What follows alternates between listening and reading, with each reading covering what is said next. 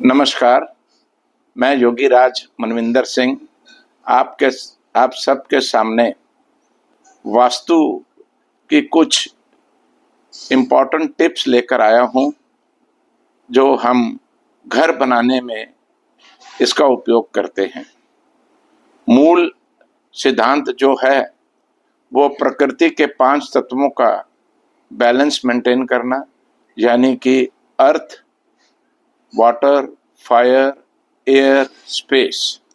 ये जो 5 तत्व हैं, इनका इन्फ्लुएंस हमारे ऊपर, हमारी जिंदगी के ऊपर और हमारे रहन सहन के ऊपर बहुत ज़्यादा पड़ता है।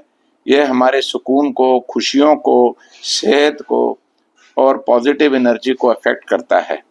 जब हम अपने घर के स्ट्रक्चर को इस वास्तु के टिप्स के हिसाब से अमल करने की कोशिश करते हैं, तो इसमें हमें बहुत पॉजिटिव एनर्जी में बढ़ोतरी मिलती है।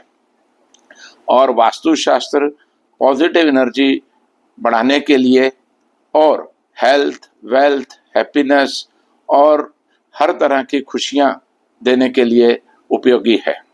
आइए अब हम घर के बारे में बात करते हैं। अमूमन घर का जो स्ट्रक्चर होता है वो चौकोन, चौरस होता है या रेक्टेंगुलर होता है। ये 2 टाइप के जो स्ट्रक्चर होते हैं, ये बहुत ही लक्की और ऑस्पिशियस माने गए हैं वास्तु में। अब मैं आपको ये बताता हूँ, जो एंट्रेंस होता है, जो हमारा मुख्य द्वार होता है, वो हमको हमेशा बहुत ही अच्छी रोशनीदार रहना चाहिए, उसे हवादार, रोशनीदार।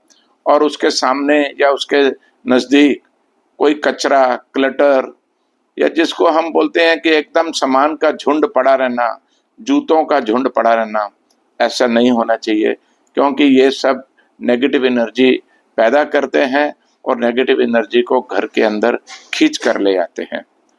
और जो मेन डोर होता है, कोशिश करके उसके सामने ही ऑपोजिट डायरेक्शन में कभी भी एग्जिट दरवाजा नहीं होना चाहिए, यानी कि यहाँ से हम अंदर आए और उसी तरह से सीधे बाहर जाने का दरवाजा नहीं होना चाहिए।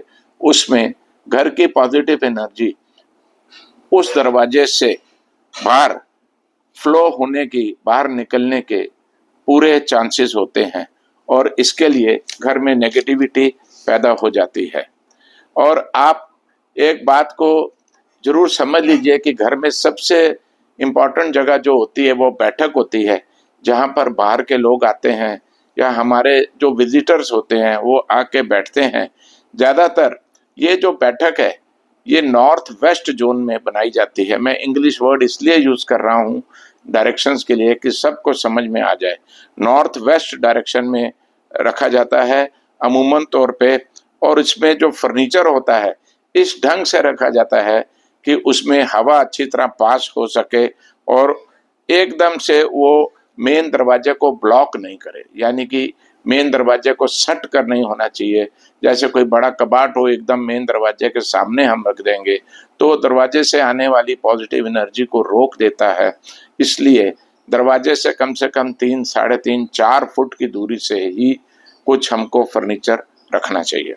आप इस बात को जानेंगे कि जो मकान का ईशान्य कोण होता है ये बहुत ही इंपॉर्टेंट जगह है घर के अंदर, और इसको हमने फजूल का सामान रखने के लिए या अस्त व्यस्त सामान रखने के लिए या इसमें सामान का झुंड नहीं रखना चाहिए। ये बहुत साफ सुथरा होना चाहिए। इस जगह को पूजा स्थान के लिए भी रखा जाता है और माना जाता है यहाँ पर पूजा स्थान, देवी देवताओं की मूर्तियां भी रखी जाती हैं, धार्मिक पुस्तकें या धार्मिक चिन्ह भी रखे जाते हैं। इस स्थान को बहुत पवित्र माना गया है और इसको पवित्रता से ही रखना घर में पॉजिटिव एनर्जी बढ़ा देता है। अब आ जाता है आजकल मास्टर बेडरूम जिसको बोलते हैं। बड़ा बेडरूम होता है और एक ही बेडरूम हो तो भी ये मकान के साउथ वेस्ट जोन में होगा तो ये ज़्यादा अच्छा है। और सोने के लिए हमारा सिर साउथ की तरफ या ईस्ट की तरफ रहेगा तो ये हमारी सेहत के लिए भी बहुत अच्छा रहता है। आप ये जानिए कि साउथ वेस्ट जोन जो होता है ये घर के या किसी भी स्ट्रक्चर का सबसे बाहरी जोन होता है। इसमें अगर हम भारी सामान या भारी फर्नीचर रख देंगे तो ये और मदद करता है बहुत पॉजिटिव एनर्जी क्रिएट करने में।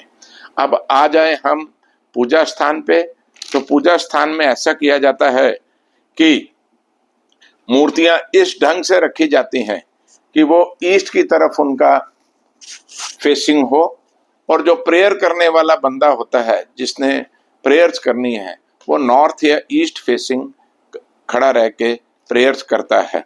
इससे प्रेयर्स में बहुत ताकत आ जाती है, पॉजिटिव एनर्जी आ जाती है और हमें बहुत शक्ति मिलती है। अब आपको किचन की बात करें तो ये साउथ ईस्ट कॉर्नर में इसकी जगह मानी गई है वास्तु में। अगर हम किचन साउथ ईस्ट में रखते हैं तो जो अग्नि स्थान या स्टोव या जिसको हम गैस होता है, चूल्हा होता है, इसको हमको ईस्ट फेसिंग रखना चाहिए, यानी कि ईस्ट की जगह में रखना चाहिए। जैसे जो काम कर रहा है कुक या जो खाना बना रहा है वो ईस्ट फेसिंग होके खाना बनाए, इसमें बहुत पॉजिटिव एनर्जी पैदा हो जाती है। और जो बाथरूम है, नहाने के स्थान है, WC या बाथरूम वगैरह, वॉशरूम वगैरह है, ये नॉर्थ वेस्ट में ही आते हैं घर के, और इस जगह पर इसमें नेगेटिविटी बहुत कम होती है। और हमें बाथरूम का और टॉयलेट का दरवाजा हमेशा बंद रखना चाहिए ताकि वहां से कोई नेगेटिव एनर्जी हमारे मेन कमरों में ना आए और दूषित ना करे, यानी कि उसको वो पॉजिटिव एनर्जी को कम नहीं करे। ये सब चीजों के साथ कलर का बहुत इंपॉर्टेंस है घर में। अगर हम कूल कलर्स, जो सॉफ्ट कलर्स माने जाते हैं, जैसे कि वाइट कलर है, क्रीम है, येलो है, ब्लू है, इनको हम अगर लिविंग स्पेस में रखेंगे, यूज करेंगे घर में, तो ये बहुत ही शांति क्रिएट करते हैं और बंदे को एकदम से शांत रखते हैं और पीसफुल रखते हैं। इसलिए इसमें डार्क कलर, काला colour, dark brown, dark blue, ऐसे जो गूढ़े का रंग है, इनको हमें अवॉइड करना चाहिए क्योंकि ये पॉजिटिव एनर्जी को रोकते हैं।